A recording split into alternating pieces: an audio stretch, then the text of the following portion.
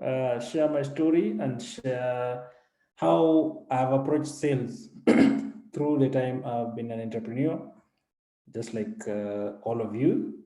Some were starting. So hopefully this will give you some insights and we can get started. So tell me if you can see my screen. Kindly confirm and then I can pick it up. Okay, so I have a confirmation on that. Okay, so today I would like us to cover the following, but specifically at least culminate with two things. Set our sales target and set targets for each stage of sales pipeline. Okay. Of course, before that, I would like to refresh your minds a bit of what you've already covered by covering a bit of lean canvas with specific insights from one of the products we're running at Mobidev, was Leonard.com. And then we're going to map out the sales cycle that we actually use internally. Okay. And then later on, we'll talk about conversion rates and lifetime value of customers. We'll have two exercises, quick exercises, 3 of them, that we'll do towards the end of this video. But first, a bit about myself, okay? So as you've heard from the video and from the interaction, I'm the co-founder at Mobidev. I'm a trained risk analyst, so I did Bachelor of Science in Actuarial Science during my campus years. And I got into technology industry by luck. I would say like the first time I thought I would get into, or I interacted with tech was during my first job. So I was lucky that immediately after high school, I got to work as a call center agent at Kencall Kenya, at industrial area. And it was one of those things that you trust your gut. And pretty much as an entrepreneur, that is pretty much what you'll do for most of your life. Okay. So there was this advert that said that if you're 24 years and above and you possess these qualities, you know how to type, and you can actually listen to American accent, kindly apply for this opportunity. I was 17 then, so I knew if I applied, I could not make it. So I trusted my gut and decided to just go for, I knew they do interviews. I did my research and knew that interviews were done every Monday. So I just showed up for the interview. And I was good at typing and made it through. And that was pretty much my first job, even before I got an ID or NHIF or NSSF. So the salary was delayed for 3 months as I looked for even a bank account. But that's sort of the first time I interacted with lots of technology, because we used to do, as a call center agent, I used to work online and get to transcribe some audio from the US here in Kenya. Then 2008, I think I would say that was my first time I really learned sales in a very rudimentary way. So I used to live with one of my relatives at Nyayo Estate in Bakasi, for those who know the place. Now it has 5 phases. Then it was phase 1 and phase 2. And I noted something that we would, what do you call it? We would rent movies for actually 100 shillings for 3 days. So you'd go get a movie, pay 100 shillings, would get 2 or 3, pay 300 shillings. After 3 days, you return it. Most of the time, you'd find the movies already have scratches. And I thought to myself, okay, I think we're paying enough that someone can actually start a business for sale. And so I decided to do my experiments. I did the math and eventually decided it was something what try. So for the first time, I decided that I was going to start a business to send movies there. And pretty much it would be buying new movies and series from town, anniversary towers, duplicating them. Marketing was simply posters at the shops in phase 1, phase 2, and the main gate. And simply it was a list of the movies that are available and my contact at the bottom. And of course, my marketing budget was just to make sure that I give something to the shopkeeper to just have my poster there. And that in itself, at some point, gave me about 30 orders a day. So slowly, that is how I would say that business started and taught me so much about just putting what I'm experimenting out there, getting market feedback, and eventually getting the orders coming in and delivering. Of course, that grew, and I eventually had to go to campus, so I closed it all up and went to study up to 2012. So 2011 was pretty much my first hint at starting a tech business. And luckily, as I was preparing for this, I have actually found the pitch I made for that business in 2011. And I think if you allow me, I can just share it out in the chat. Yes, so I have found it, and I'll be sharing it in the chat shortly. Yeah, so that was pretty much my first pitch. You can watch it after this session. It was a product called MSIM, way before the insurance and all the application that you see on the SIM toolkit. And it's pretty much, we thought like, how do we effortlessly put savings culture into our day-to-day running? So it said like, pretty much a simple concept, like for every time you make a call, we would take some money and put it in your saving wallets, or every time you do a transaction, every time you go to the supermarket, instead of getting the change, it would just go to this wallet that would make savings effortless. Okay. Yeah, it failed, and I thank God it failed terribly because we were not ready. When I think about it now, we were not ready then, because it took us about 3 months of meeting every week with some of the banks locally and leading telco around. And eventually it ended up, we just had to shelve the idea. At some point, we did even the financials, just setting up in itself. The technology would require, the expertise we would need, we didn't have it at that point. And the level of integrations that we would need with banks and telcos, we didn't have that expertise. And we didn't have the money to hire that expertise. Also, we were not ready we didn't have even the expertise or to package ourselves in such a way that someone could put in money and we would be able to set this up. So long story short, we shut it down and shelved it.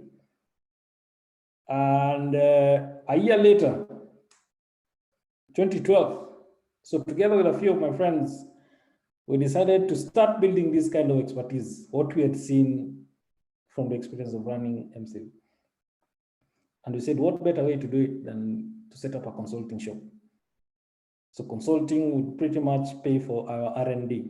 If we need connectivity, if we need infrastructure, if we need connections and networks, that's pretty much what eventually led us to form Mobidev as a consulting shop. And less than a year later, less than 2 months later, we had our first client. It was UAP Insurance setting up a product for an insurance product targeting the diaspora market, and we were able to deploy a solution for them. And it has been a journey. It has been a journey. 2014, we set up a Canadian came into the company, into the country to set up a name learning platform. So we built the current, the first version of a startup called Arifu locally. And now it has grown to serve millions of users. And we've grown to deploy projects in up to 8 countries.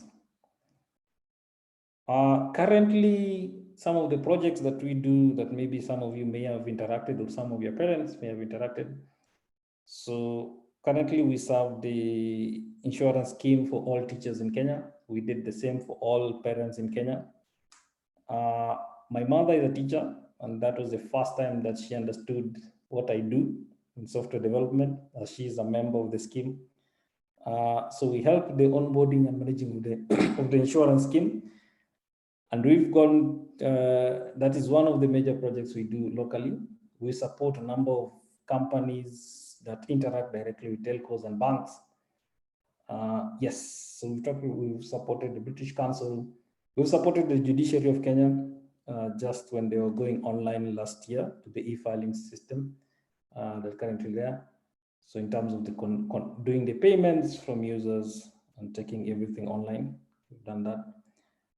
Yes, and a number of projects that I think we can talk on the side. Okay. Yes, so let's get to what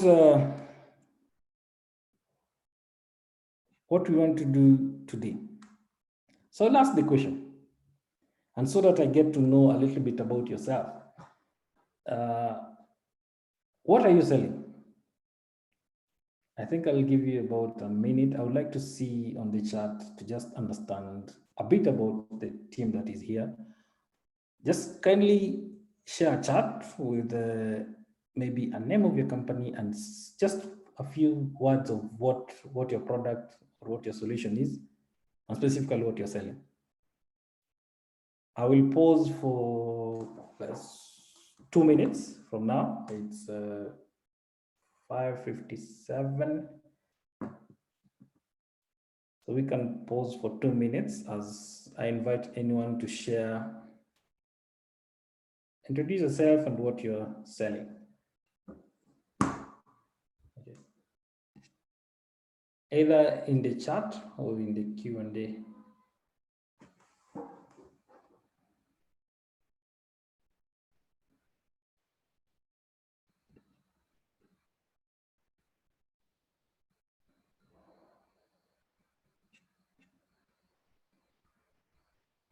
So you see Timothy runs a content writing service. Okay. What is the name of your company, Timothy, and anyone else?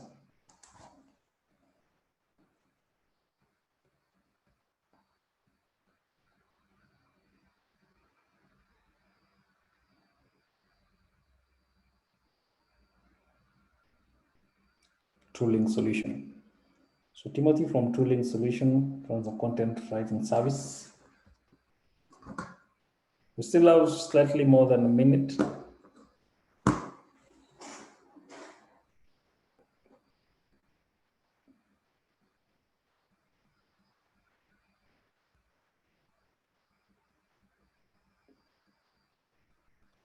Washington Marghetto,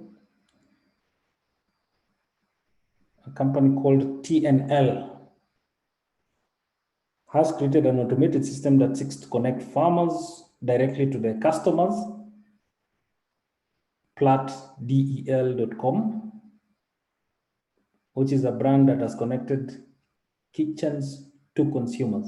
Okay, that's okay. This is actually a chance for some of you to market your businesses. Cyrus Chalo is a writer and a director. A company called Honor, selling Kenyan film stories to the masses with an on-demand service. Okay, maybe you should have given us your link to your website. That can help us. Kevin Wekesa Juma, low-cost mechanical ventilator. Nice one. Okay. A few more.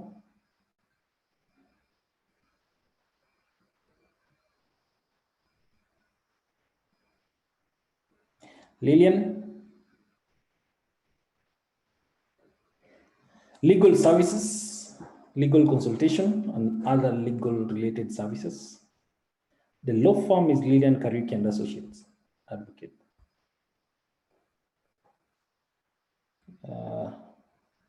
Okay.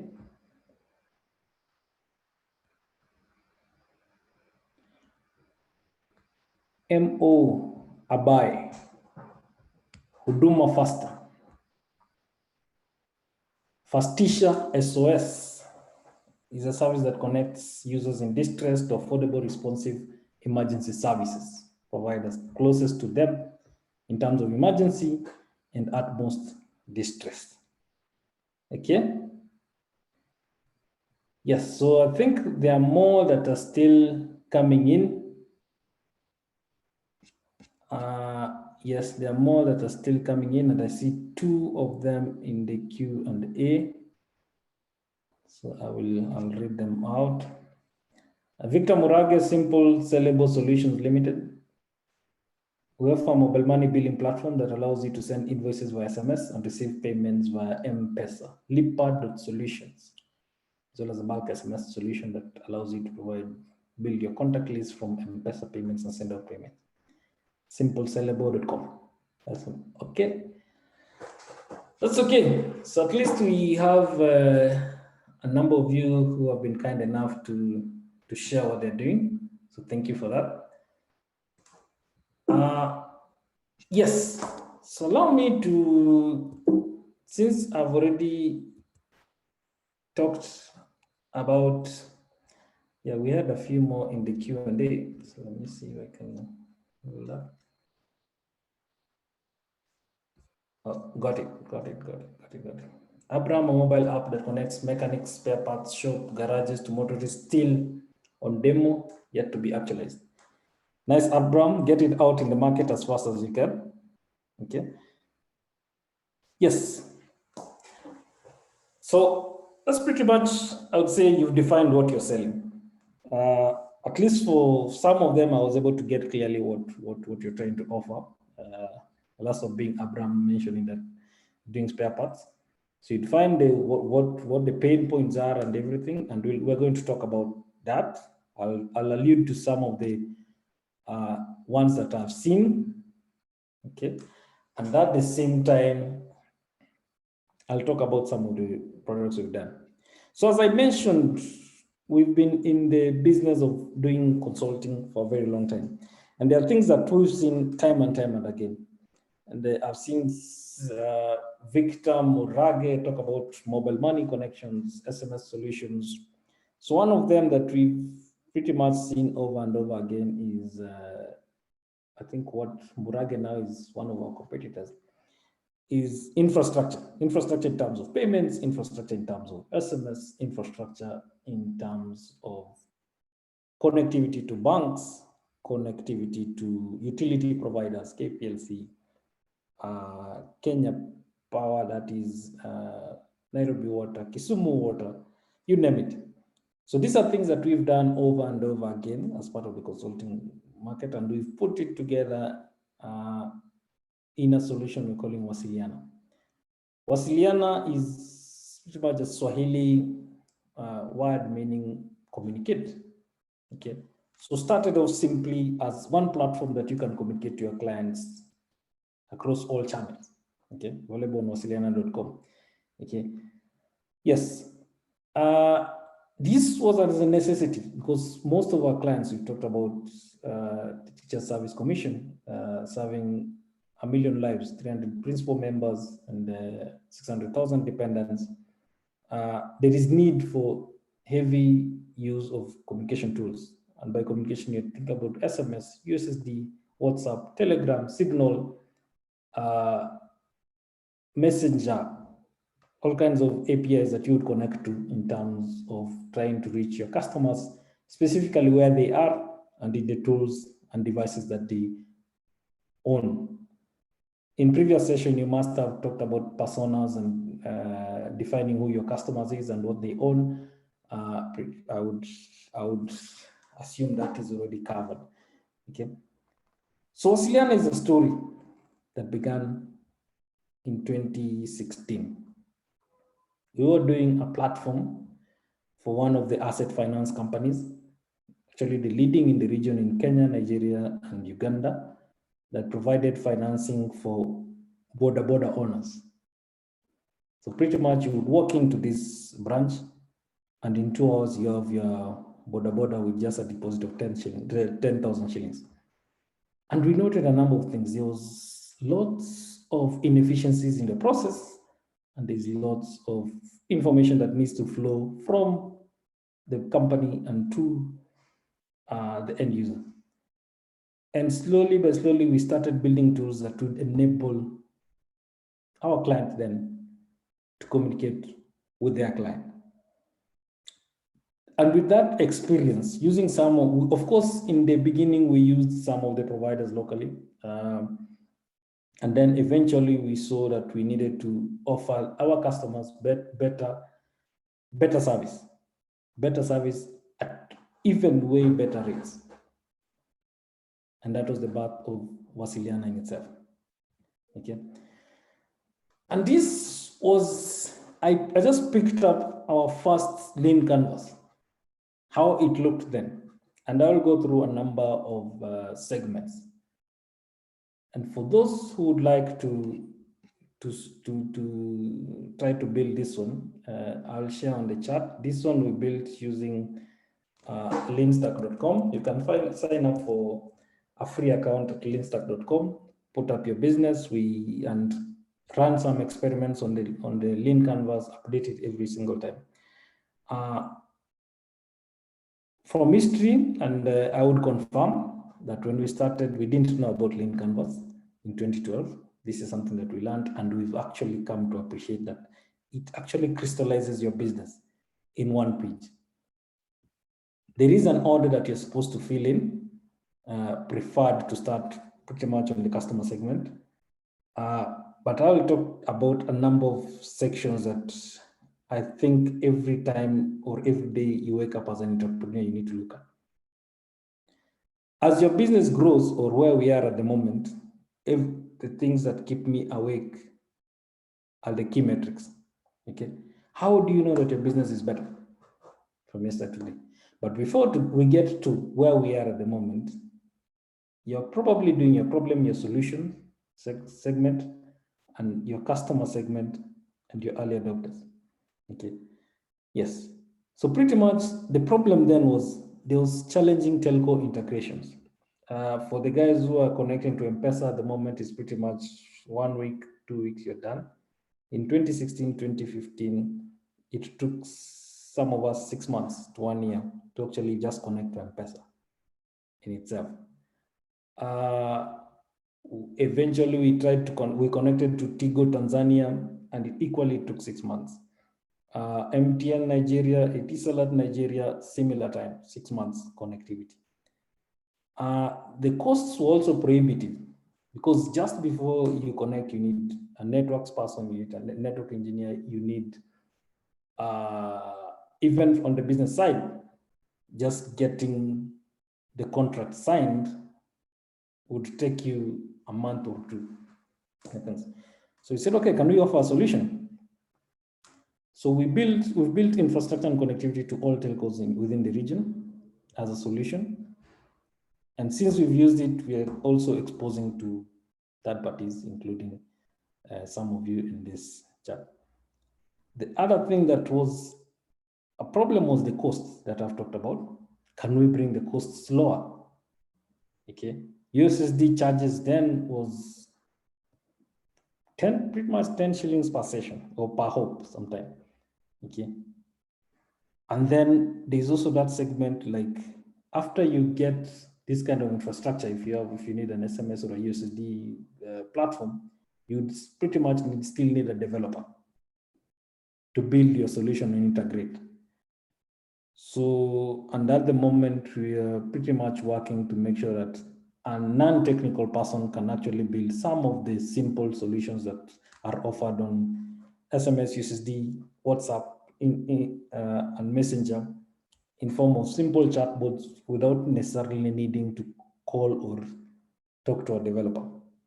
If you've heard of no-code platform, we're pretty much doing that for USSD and SMS at the moment. Yes. So you're pretty much going to provide a simple API. You don't have to, if you want to connect to Tigo Tanzania, if you want to connect to KPLC, if you want to connect to a bank like ACB or Safaricom, you go through a simple API and you're good to go. Okay. Yes. Now, customer segment, who are we targeting? Then it was developers and SMEs. So as I said, I've just lifted this from our first version. We talked about a few platform owners, governments and corporates, but our immediate target were developers and SMEs. So where are our developers, which leads us to our channels, how to reach our developers and SMEs. So there are groups, both on WhatsApp and Telegram, Slack channels, social media. We also did posters on some of the co-working spaces as part of this. And finally, on this lean canvas, I would like to talk about the key metrics, and specifically the first two. How many customers do you have on the platform? How many services are you running on the platform? In short, as the business owner, what 2 or 3 things when you wake up in the morning you want to know about your business? And definitely that helps you narrow down or crystallize how much effort you should put in improving these numbers. Okay, the key metrics change from time to time depending on the business. Okay, yes, I'm sure in future sessions you'll talk about the revenue stream and cost structure, so I'll skip that for the time being. Okay, so you've created a lean canvas, you've talked about your early adopters, you've talked about the key metrics, you've pretty much validated your business idea, or for some of them that have shared this, I saw that you're still validating your business idea. And you've narrowed down, or you're narrowing down your market. And in the previous session, you created a marketing campaign for your target market. Okay. Yes. So for today, I'd like us to think about the marketing campaign a little bit, just to refresh our minds. And I'll talk about Wasiliana and also allude to the story I told you earlier about the movie business. Okay. When you're doing a marketing campaign, your aim is to sell. So the outcome of that is to get someone to give you money for what you're offering, or to give you some other kind of value, something that you value in exchange to what you're offering. Okay. So in the movie business, and in 2007, 2008, when I did that, it was simple. I do a poster, I put it in a shop.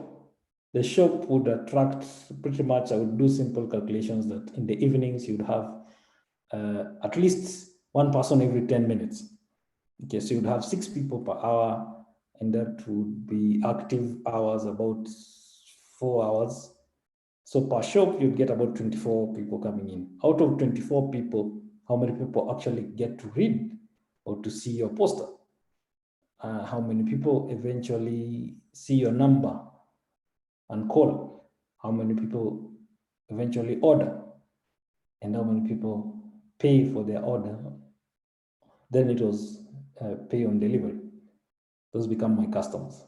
Okay, I was not that sophisticated then. I wish I knew, I had the knowledge I have now. I would have built an app to now keep track of these customers and update them whenever they are there are new episodes or new movies, and I could upsell them on that. Okay. Yes, but pretty much this is sort of what we go through at Wasiliana. Okay. So we still have posters in some of the co-working spaces, and Facebook and Instagram sponsored ads. So you put, let's say you put a budget of 100,000 and put a target, a very targeted demographic on the same. So with a 1-month timeline, targeting developers, and there are keywords that you can use to target developers and SMEs. And we would measure our success if we have 1,000 signups and 100 paying customers. So people who have just signed up and have actually spent something, paid for USSD sessions, paid for SMS, or integrated. Okay, those will become our customers. Okay. Now, I'd like us to maybe spend the next 3 minutes to think about what we've talked about. Okay. What in the business that you've shared, for those who shared and those who did not share, okay. If I am Abraham Kilonzo, who mentioned that I have a mobile app that connects mechanics, spare part shops, and garages, okay. What are we looking at in terms of a sales goal? Okay. First of all, so I'd like you to look at your previous session in terms of your lean canvas or your business. What were your key metrics? If I may ask Abraham, for example, if it's a mobile app that connects mechanics, spares, parts, and shops, probably your key metrics will be around the number of mechanics you're signing up on board or the number of spare parts that you're selling, okay? So I'd like you to spend the next 3 minutes to define the goal. How many signups are you looking at? How many, what is your sales target for the next month or the next 3 months? And please share in the chat. Yes, so I'll give you 3 minutes. It is 6:17, so we should be done by 6:20. And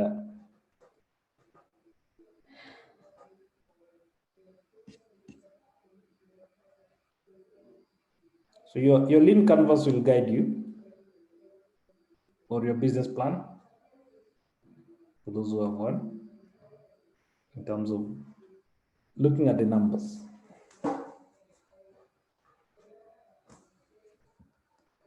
Share in the chat as soon as you think about that.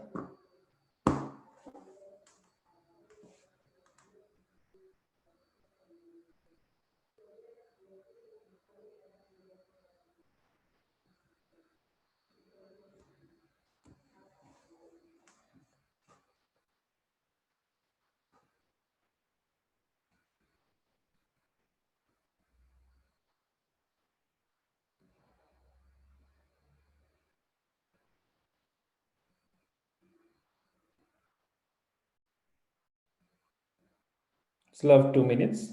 I have a number of submissions.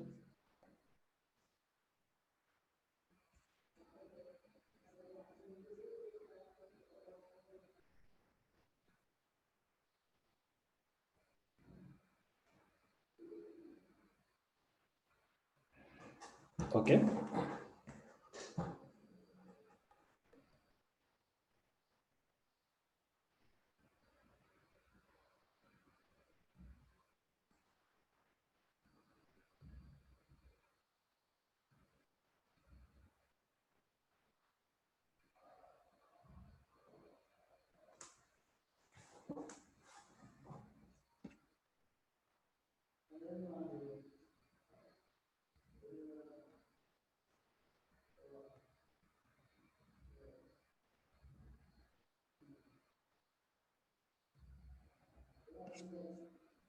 One more minute.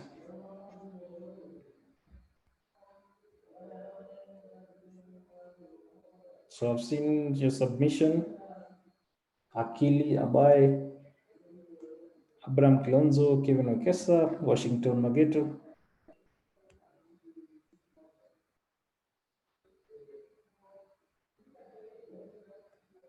Thank you.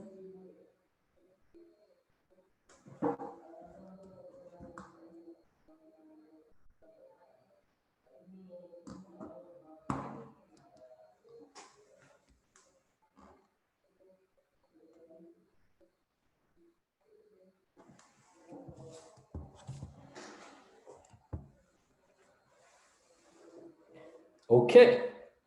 So thank you for the submission. Let's go through some of them. I'll start with M.O. Abai Akili. So the goal is to have 5,000 signups, 1,600 paying customers. The metric is app downloads, website visits, and subscription. Okay. And just to tie into what the business is, founder Huduma Faster. Huduma Faster, Fastisha SOS that connects users in distress to affordable, responsive emergency services service providers. Okay, closest to them. So I'd assume as Fastisha SOS, we're looking at 5,000 signups and 1,600 paying customers. I'm thinking this, is it for the month or is it for the 3 months? Let's assume it's for the month. Okay. Now let's go to Abraham Kilonzo. Abraham Kilonzo mentioned that he's doing a mobile app that connects mechanics, spare parts, and garages. And is looking at very ambitious, this is 100,000 signups and about 30,000 paying users. That is fine. So in terms of sign up, my immediate question to Abraham Kilonzo would be, are these mechanics signing up, or are these spare parts signing up, or are these garages, or are these users? Okay, who is ordering? Okay, it's okay. Kevin Wekesa Juma. Kevin Wekesa Juma, I think, I saw that. Low cost mechanical ventilator. So Kevin Wekesa Juma, who has a low cost mechanical ventilator, is looking at a goal of 1,000 household ventilator buyers or adapters. Okay, and Washington Mageto. Unfortunately, I didn't see. Yeah, I saw that. TNL. Washington from Mageto from TNL. The business has created an automatic system that seeks to connect farmers directly to customers. That was platdell.com. Yes, and the goal for this business is to have 400 monthly subscription by March with 1,000 app downloads. Okay. A goal, certainly the sales goal is already, I would say, a step in the right direction. You actually know what you're looking at. Yes. If you're looking, when I did the movie business, I was very ambitious. I was looking to do 50 movies in a day. I didn't hit that. At the peak, I hit half of that, which was 25. But at least I knew what the goal was, okay, in itself. And thanks for those who shared. So I'd like us to think about the sales funnel. The sales funnel.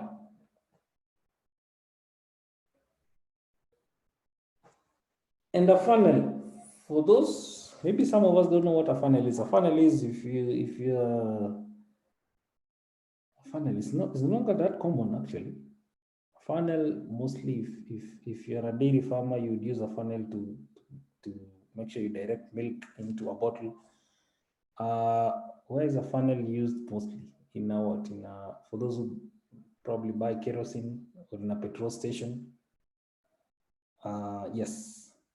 So it's pretty much like directing something from a broad area to a narrow place.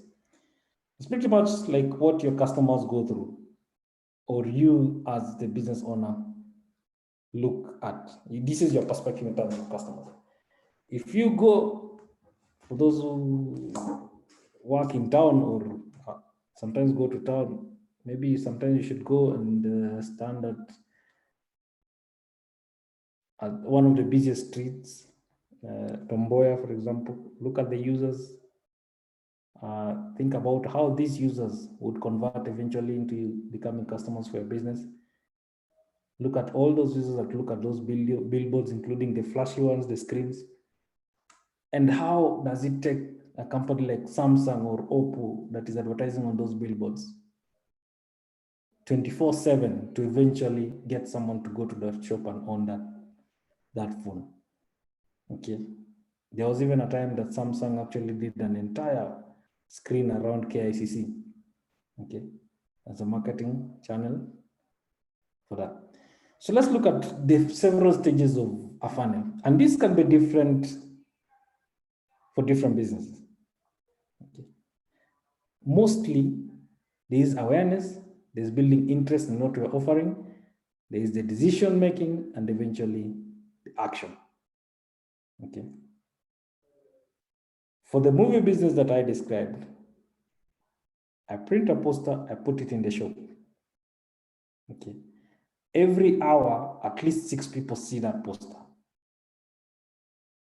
Per day, there are about 4 hours that people are actively going to the shop, or 5. So we're looking at roughly 30 people seeing that poster. How many shops do we have in that estate? It was simple. I put the poster in about 7 shops. So simple, about 200 people get to see, about between 200 and 250 people get to see the poster. Out of the 200 to 250, about you get up to, let's say, about 30 to 40 people inquire, send an SMS or call to inquire about if something exists.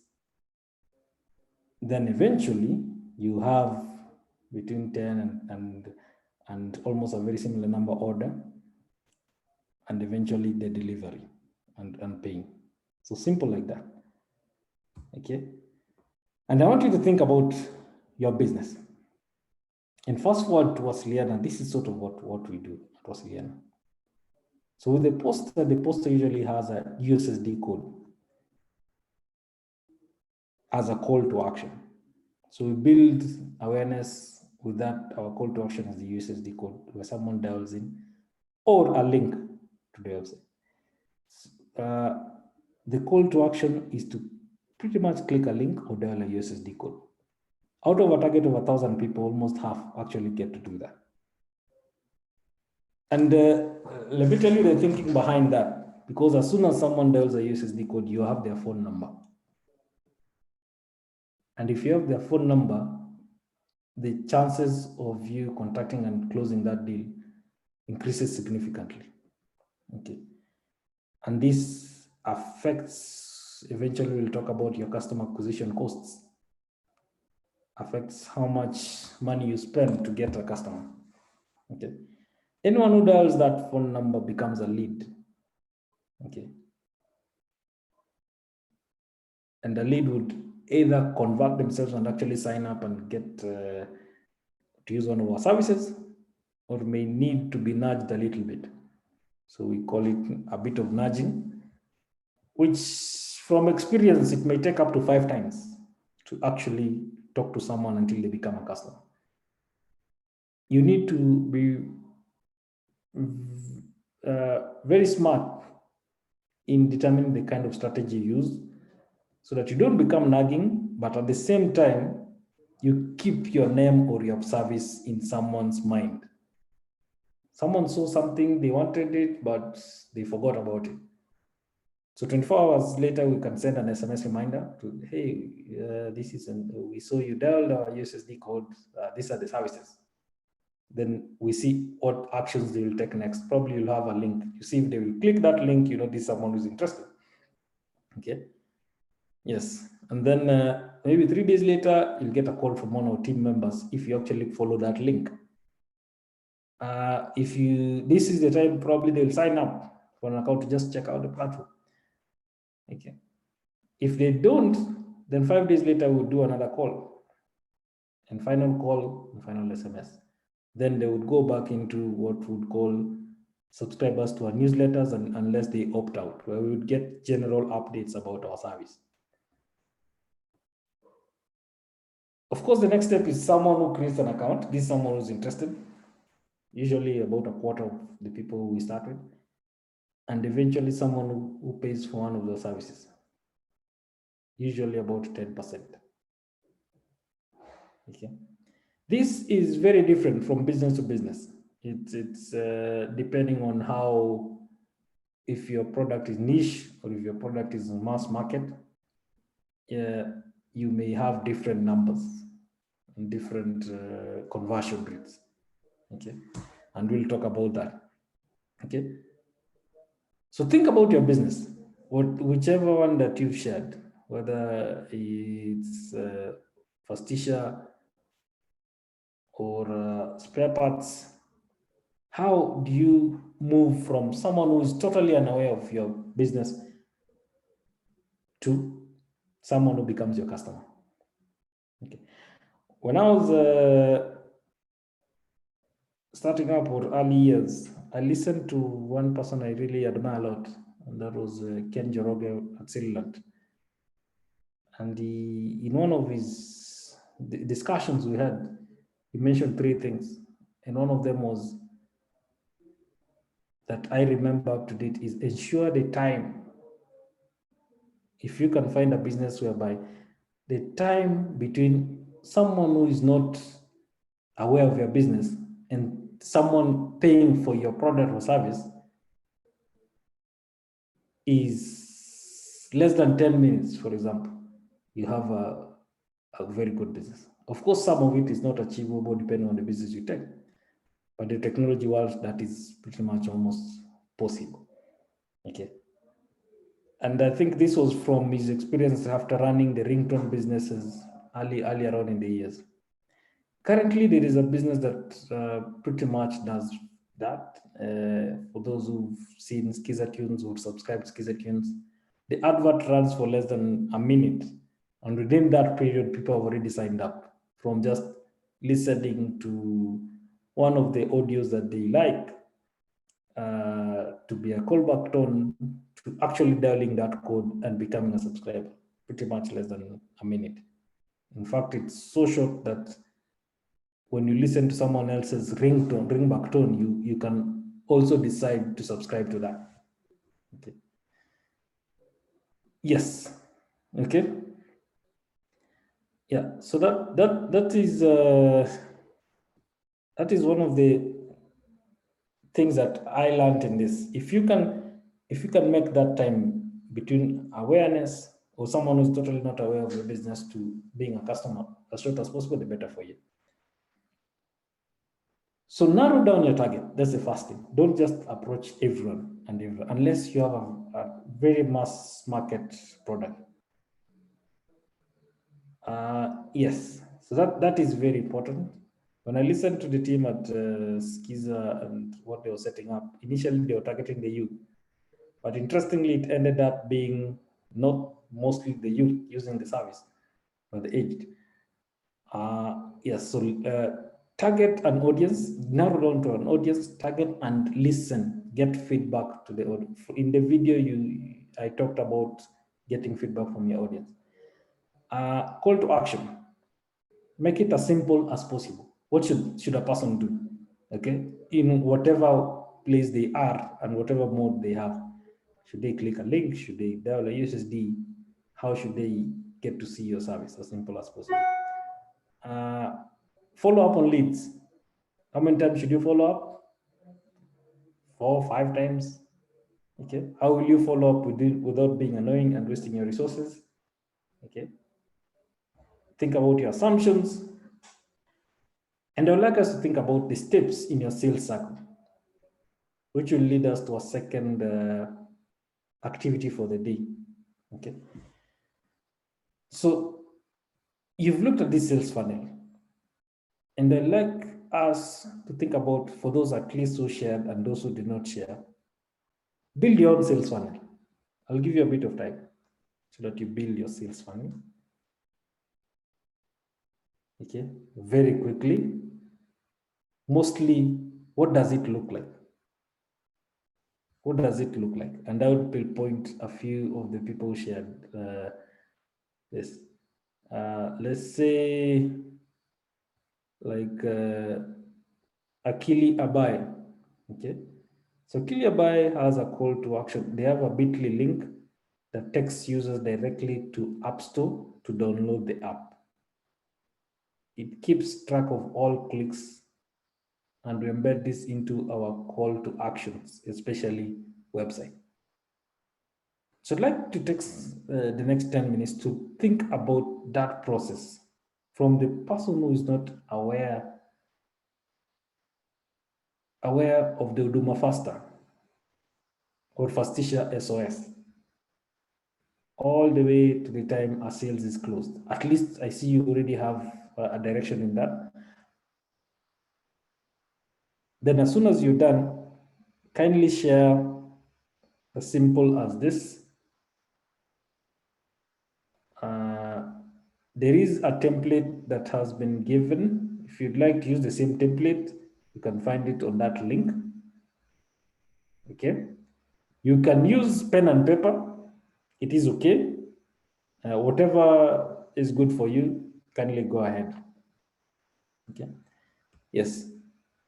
So just think about your business. Think about the steps one would go from not being aware of a business to the time they actually get to pay you or you get to consider them a customer. Then kindly share them in the chat.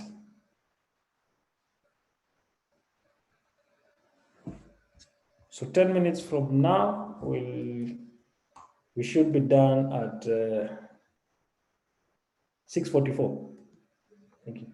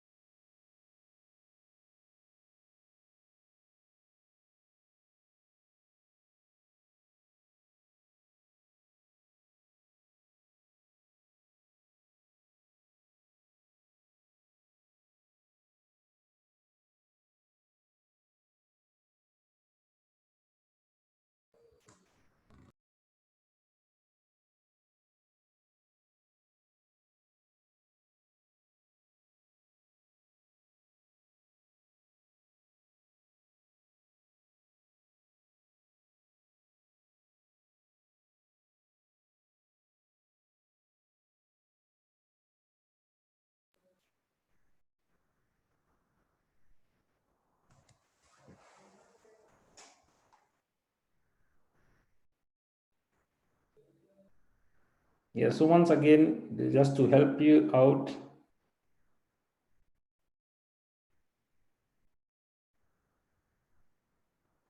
look at your key metrics, look at what we've discussed in terms of your sales target, then think about your sales funnel.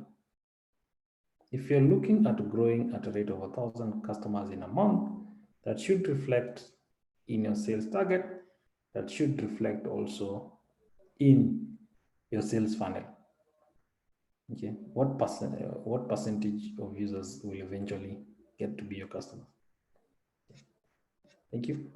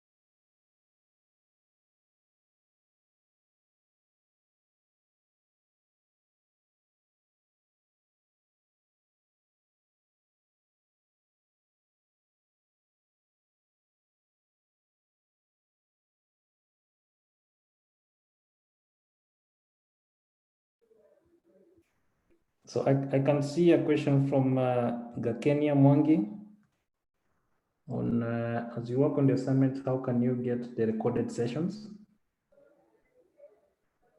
So all recorded sessions are available. All recorded sessions are available on the YouTube channel. And the current session today will be available tonight. Okay. Yes. So a link has already been shared on the chat.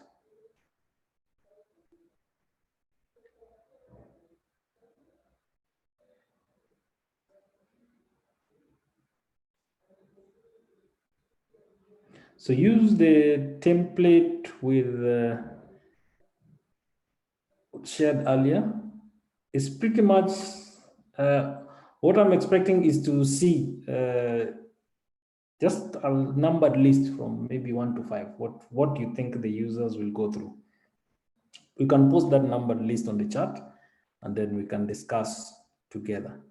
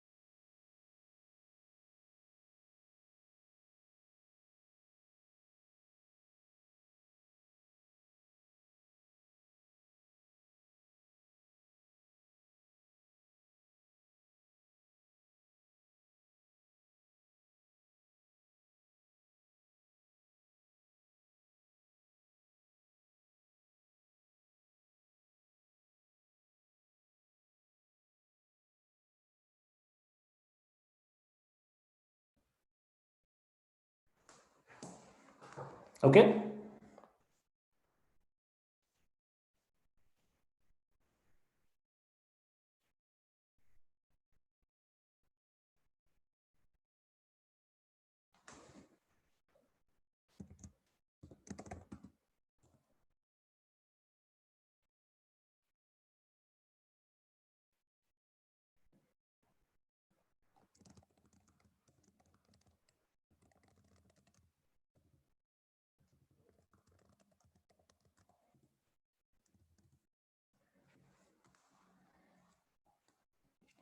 So I hope you've taken time to actually think about your business and think about what you like to go through.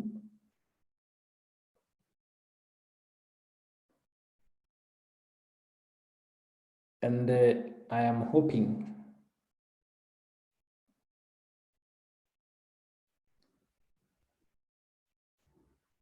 you have something very close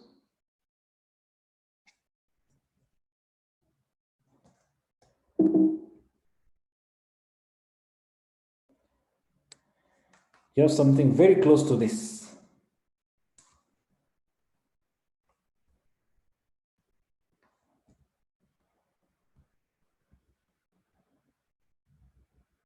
Very close to that in itself.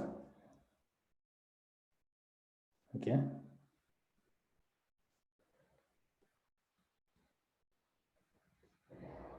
Yeah, so I have seen that a number of people have tried to do it, a number of people are having difficulties, a number of people who are still downloading the template. So we'll proceed, but pretty much think about your business end to end. I will share some of these tools that you can use to make that process easier in the future. Yes, but assuming you have something very similar to that, okay? Let's you set your targets. You've done what we would call a sales funnel. There is a direct relation between a sales funnel and what I would call a target in itself. Okay. If you remember, we started with a goal, setting a goal. Some were very, very ambitious in itself. Now we need to have a mapping between the number of people who become aware of the product and the number of people that eventually become your customers. And this is pretty much what we talk in terms of setting targets, splitting them down in terms of the funnel. So I already have some of the targets from some of the participants: Washington, Kevin, Abai, Abram. Thank you. Now, I would like us to spend time to still think about it, break that down in terms of what number do you need to start with in order to end up at that. Specific questions, for example, to Kevin Wekesa. Kevin Wekesa has a goal of 1,000 household ventilators buyers. I assume this is in March. So what do you need to start with in terms of in order to get to 1,000?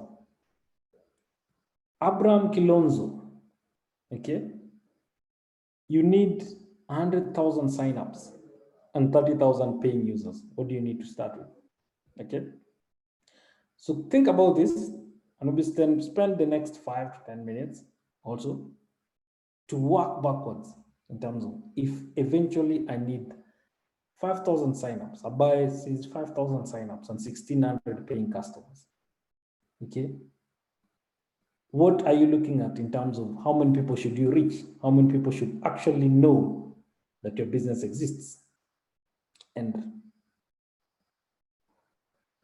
that will lead us now to what you should be looking at in terms of your sales. So I'll give you another 5 minutes. I'll leave this screen going on.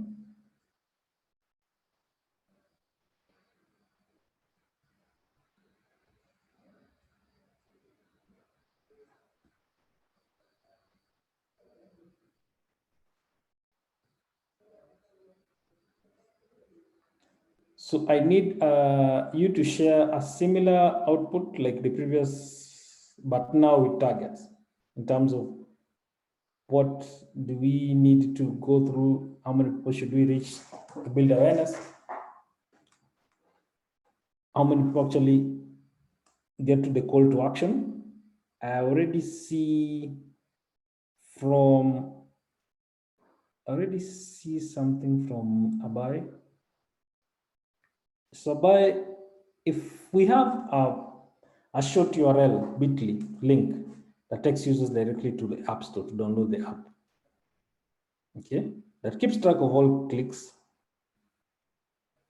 and this is the call to action. Now let's think about that business together.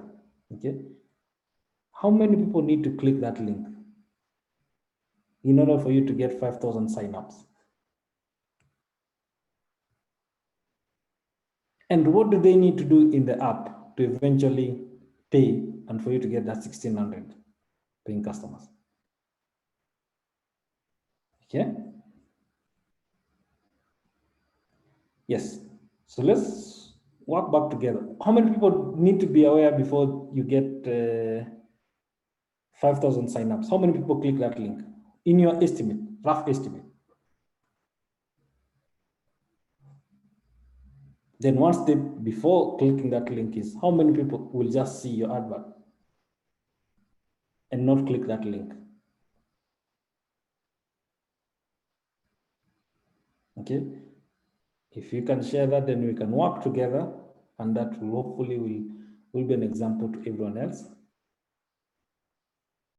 to just help you think through like your target and how big you should go or you should cast your net in order to catch or to get the customers you're looking at.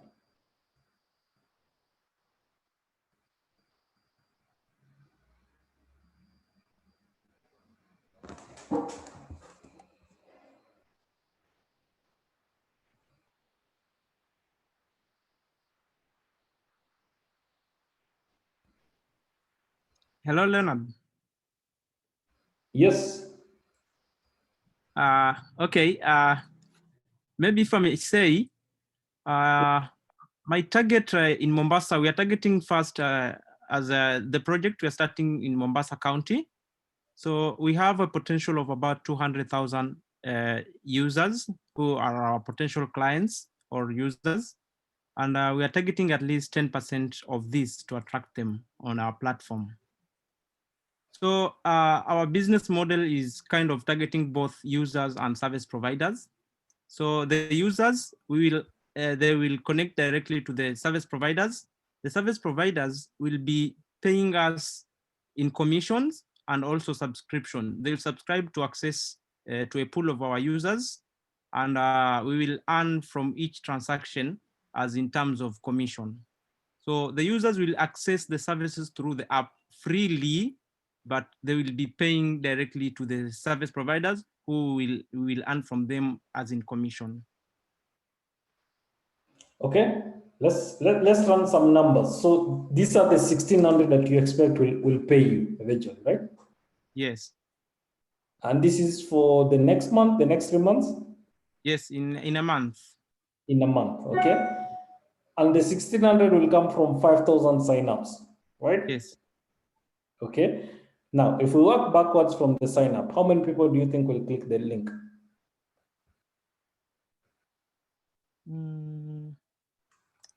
Rough idea. Yeah, okay. I'm trying to think. The 16,000. This is the number that you have written. Is this the users who have the link or the users who have signed up? The 1,600 are the users that you are targeting to be paying customers, right? Yes. According yes. To so okay, I get you. That comes from 5,000 signups. Yes. Now, what are we looking at in terms of actually people who click your shortened URL? Okay, maybe to make it clear, the shortened URL is just one of the C2A that we are using. Okay. Yeah, so that is just one. We embedded them in our, let's say on the website, the buttons to take you to the Play Store. Instead of just going directly to the Play Store, we use the link so that we can track how many users have clicked in a particular day, from where are they coming from. So we get those kind of metrics from Bitly. So it's one of the way that we are using to do the CTA. You're already doing that, right? Yes, we have already been using that one. So we get the metrics. What is the click-through rate at the moment? Okay. Okay, sometimes we get at least 20 people clicking in a day. sometimes 5, 2. So it depends on a particular day. It depends on, there are so many factors that, but sometimes someone may click and they may not download the app. They may just go to Play Store, read through, and they'll just say, it's okay. Okay. Okay. Then an easy way to help you out is maybe do you use even Facebook to post your app? Yes, we do that. Facebook, So, LinkedIn, yes. Twitter. So one of those services will give you two metrics. One Yes. metric will be viewed by. Okay. Yes. So you Okay. can compare that number viewed by how many people viewed that post with your CTA from Bitly. Okay. So how Okay. many people viewed Okay. your advert or your posts and how many people actually clicked that post? Then that becomes a number. I don't know. For the sake of argument today, we can use double. Let's say out of every 10,000 people, 5,000 actually click that link. Yeah. Okay. Okay. Yes. So we can say you reach 10,000 people. You Yes. made them aware that your app exists. 5,000 people click through, and 1,600 is what we are targeting. Okay. Okay. Remember, what we are setting up is an experiment for you to adjust as and when you get actual data from the market. Since you're Yes. already running this, it's easier now to adjust your numbers. Okay, for the same. Okay. Okay. Yes. Thank So you. we'll get to that. Thank you for your input and much appreciation. Okay. Okay. Yeah, we I have. appreciate it. Yes, we have some other submissions. Washington Mageto, TNL. And for today, I'll make sure I advertise your company properly. So TNL, let's go back to what TNL was doing. So TNL has created an automated system that seeks to connect farmers directly to consumers, which is platdel.com. Okay. A brand that has connected kitchens to consumers. Now, what are we looking at in terms of this sales funnel and the pipeline targets? So TNL is building awareness through Facebook, Instagram, Twitter, link referrals, and influencer marketing. Starting with 40,000 people, which is now the 100%, the call to action, 50% of the users do that, eventually ends up at 10%, which is 400 people who pay the monthly subscription, and the monthly subscription is 2,790 shillings. Okay, so starting with 40,000 people, TNL is looking to reach 400 people to pay monthly subscription. Okay, now I think in subsequent sessions, you'll talk about the numbers and make sure that you're doing enough targeting. And you can stress test it and see if you will survive when you break even, what you need to be pumping in here and there. That one will come back to it later. Okay. There is Cyrus Chalo, is building awareness with a poster. 20 to 30-second trailers and a link with a target of 5,000 people. Cyrus, if you can help me with your business, I can help you advertise it here. I have not seen it, so kindly share what the business is all about. Then we can do that. I can put the context of what you're doing. Washington also has additional information. TNL has actually done one influencer marketing. This was in the month of August 2020. The influencer reached 6,700 users and converted 300. If you look at that number, that is about 5%, if I'm not wrong. Okay. So I would adjust. If I'm thinking of doing influencer, I'm looking at from 6,700, I converted 300 into subscribed users. So that in itself, if my math is okay, it's around 5%. Yeah, 5% on that. And they have since served about 5,424 clients. but proper marketing can change that. Yeah. Thank you, Washington, for sharing your input. But generally, if you look at what we are trying to cover, is we're trying to put in numbers into our targets and see how far we need to go to reach our target users in order to convert them. So thank you for that. And I know you will continue to fill in slide. Now, conversion rates. So conversion rates are different based on the product market. Our experience has been roughly about 10% or lower. What Washington has just shared was close to 5% for the same.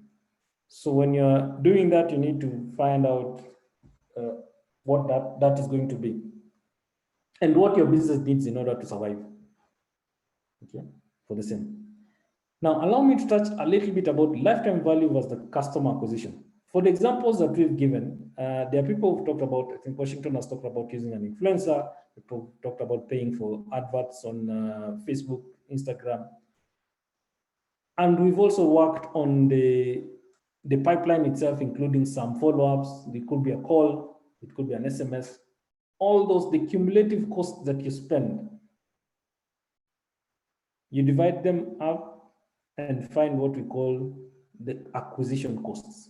In short, if you spend 100,000 shillings on an influencer to get 300 people, then you can do your math and say per customer, you're spending roughly, how much is that? 3,000? Three, should be something like that. Yes.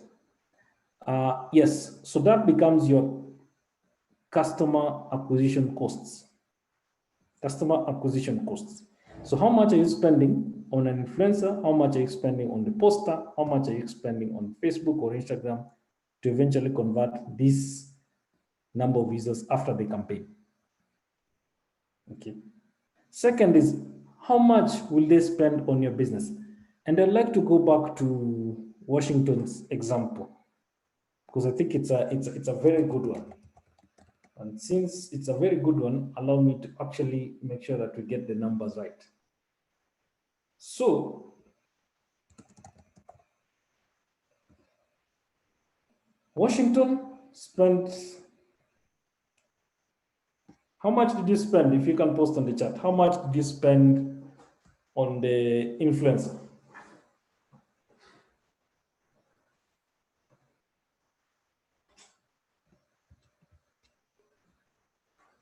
If you don't mind sharing, how much? Or was it a pro bono?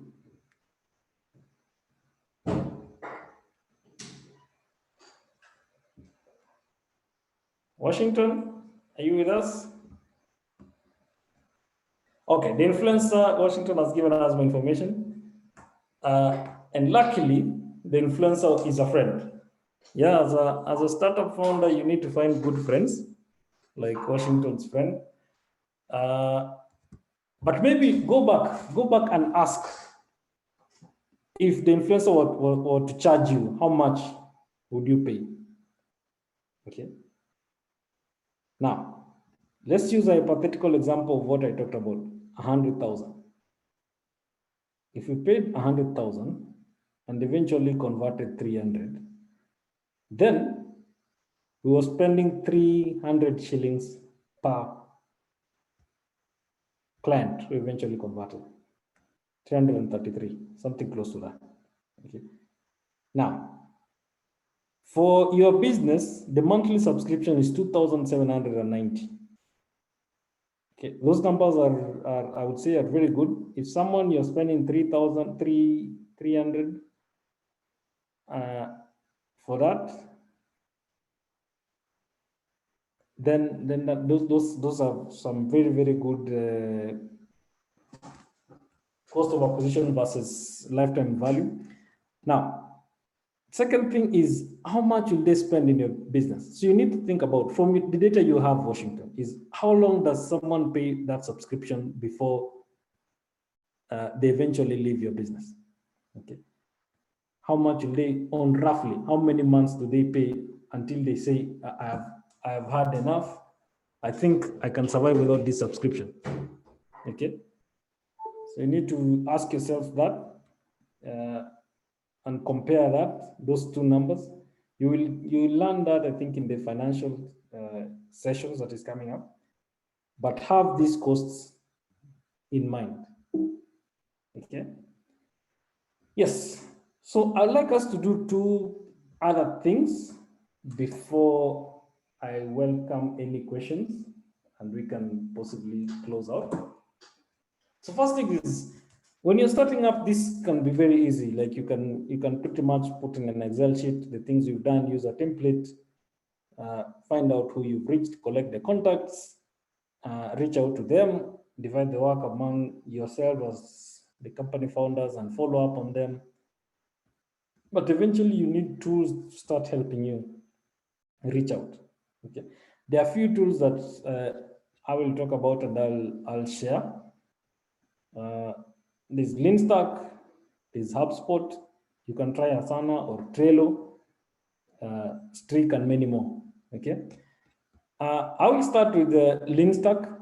So Leanstack to us has been a very good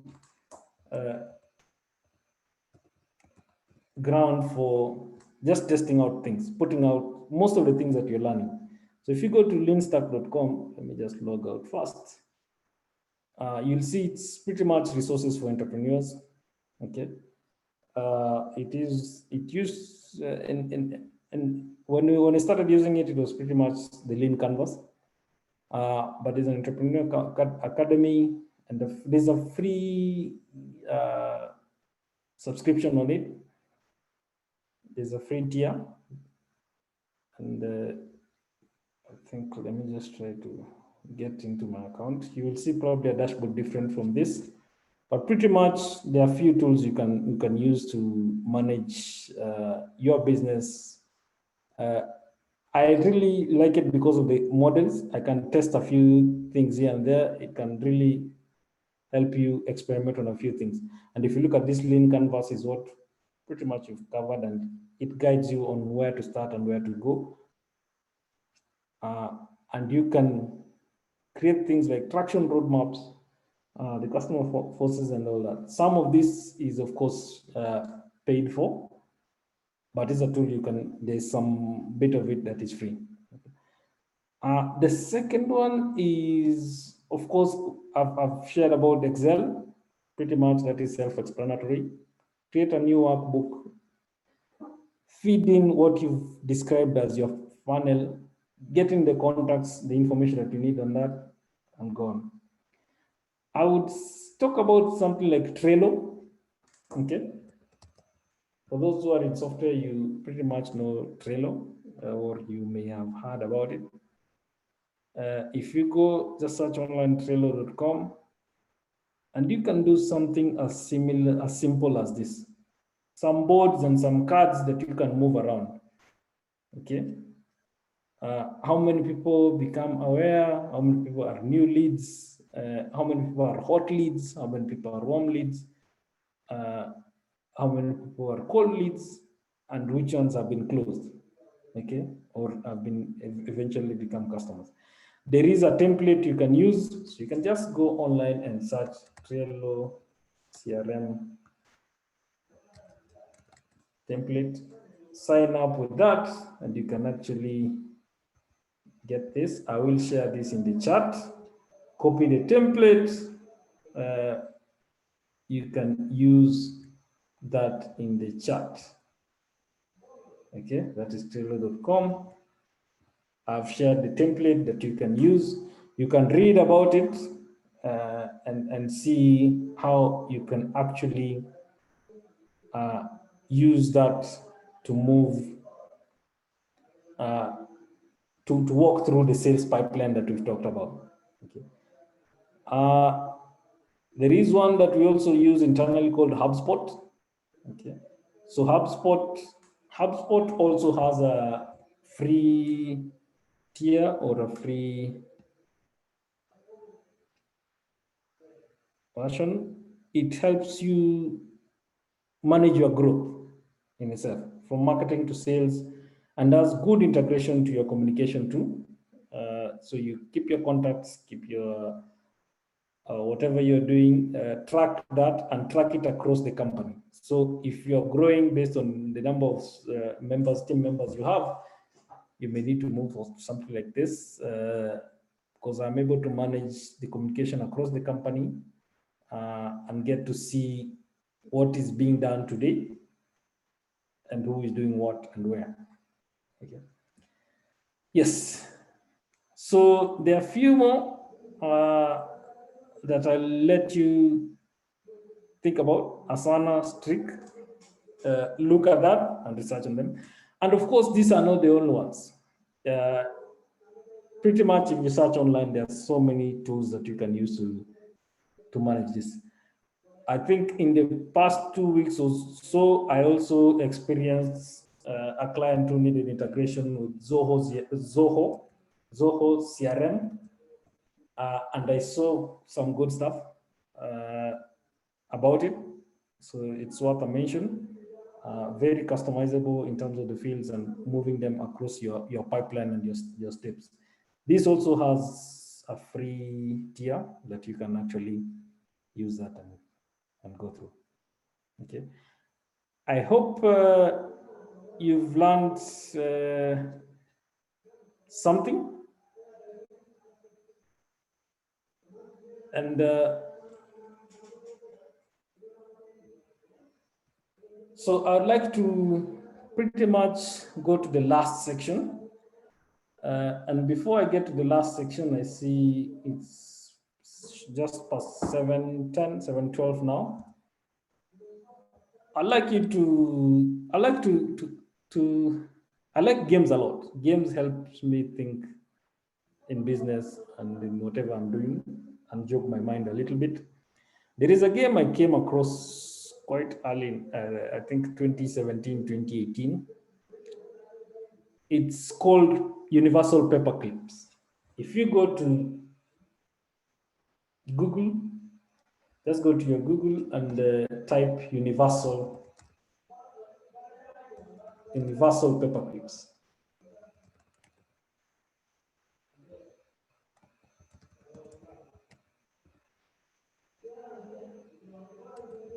Okay. If you go, you'll see the one by decision problem. Okay. Yes, Ashley, I've seen your question about sharing the screen on the tools mentioned. I will definitely share that. Yes. So there's a game I came across called Universal Paperclips. If you go, you will see something like this. It's pretty much, I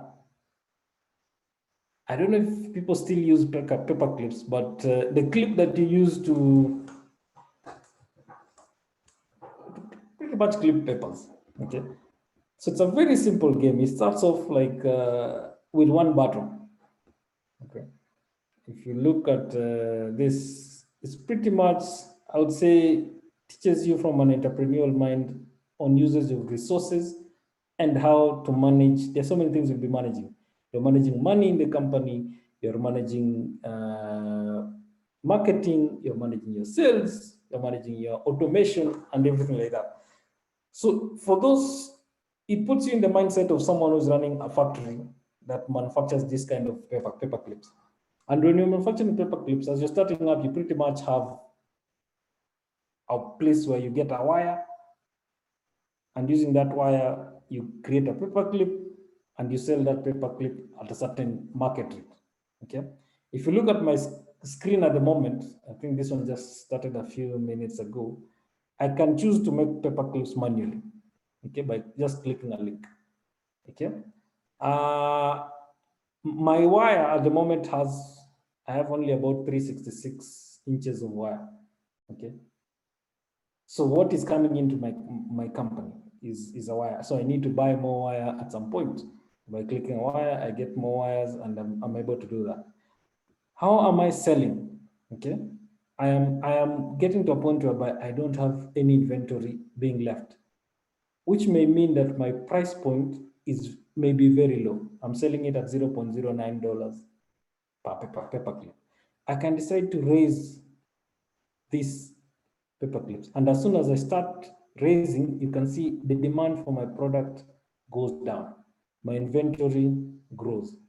Okay, I need at least $100 to start marketing.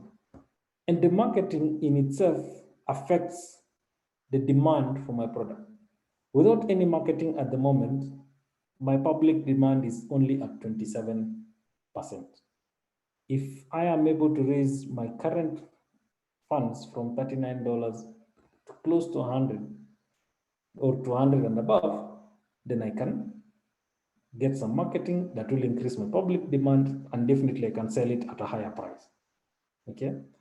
Of course, as a business, you'll try to automate a few things. So I have like 4 robots that are doing that paper manufacture. When if you're starting now, you may not have these auto clippers. So there is a lot that you'll, if you are someone who wants to think in this kind of mindsets, you will actually see a lot of things that happen. At the end of it all, this screen gets filled up with so many things. For those who want to see an insight of what happens at large scale, you can go to Twitter and just search universal paper clips and see the craze around it. But there's a lot of things that I've found or I've learned in terms of the business itself, just understanding what it means. Okay. So I will also share this in the chat. Take some time. Make sure you don't get addicted to it. It has lots of twists and turns, and I will not want to spoil the game for you. Just enjoy it, and hopefully you learn something about business. So with that said, I would like, first of all, to hand over to welcome any questions. And as I welcome any questions, I would like to hand over back to Freya.